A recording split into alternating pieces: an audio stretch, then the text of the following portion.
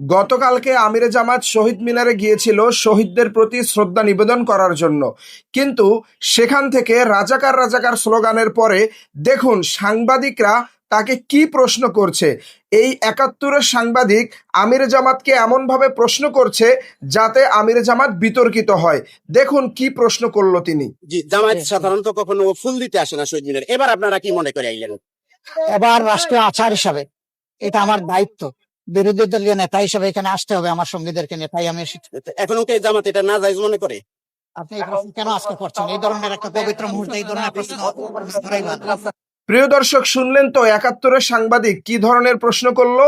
এই সাংবাদিকগুলো এরা সরকার দলের লোকদের কাছে গিয়ে শুধু তেলবাজি করে, আর বিরোধী দল অর্থাৎ জামাত ইসলামের কাছে কোনো প্রশ্ন করতে গেলে খোঁচা মেরে প্রশ্ন করে। প্রিয় দর্শক, এই সাংবাদিকদের ব্যাপারে আপনার মতামত কি? অবশ্যই আপনার মতামতগুলি আমাদের কমেন্ট বক্সে লিখুন।